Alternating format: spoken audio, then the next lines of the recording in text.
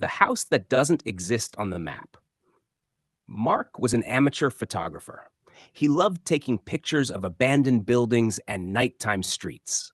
One day, while walking through the old part of the city, he came across a narrow alley he had never noticed before. The alley didn't appear on his phone's map either. At the end of the alley stood an old three-story building with dark windows. The window frames were broken, but in one of them, Mark saw a light. It seemed to him that someone waved from inside, inviting him to come in. Unable to resist, the photographer entered the building. Inside, it smelled of dampness, and the walls were covered with old photographs, black and white portraits of men and women with serious faces. Strangely, when Mark illuminated them with his phone, he recognized someone he knew in each face. On the third floor, he came across a mirror. His reflection didn't quite look like him. The face appeared older, the eyes darker. Suddenly, the mirror whispered, "You've been here before. You are next." In panic, Mark ran out of the building and never found that alley again. But the worst part came afterward. Every week, one of his friends from those photographs disappeared without a trace. Only two remained, and him.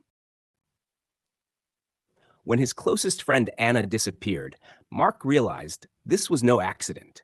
He remembered the mirror and the words, "You are next." That night, he dreamed of the house. He saw the doors slowly opening and dark hands reaching for him. In the morning, he woke up in a cold sweat, and on his neck was a mark resembling a fingerprint. Mark decided to return there to put an end to it. He searched for the alley for a long time, but it was nowhere on the map again. Then, suddenly, at midnight, while walking through the city center, the same dark gates opened before him. He entered. The house was waiting.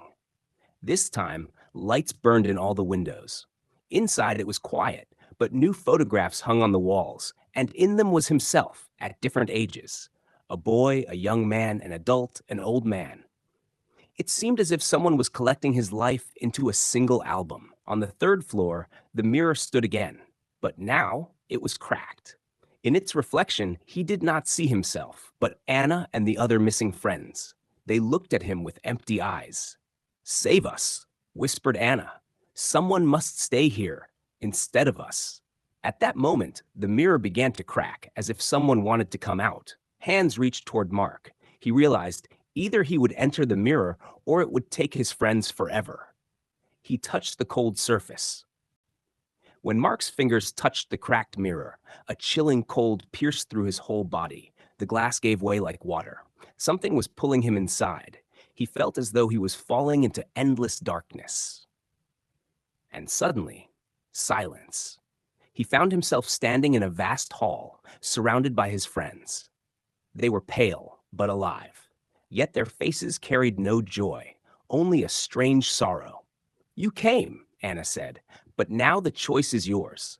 Someone must stay here so the others can be free." Mark understood. The house was a trap that demanded a sacrifice to keep the other souls in balance. He closed his eyes. At first, he wanted to sacrifice himself, but then an unseen force whispered, "You are not the first, and you will not be the last.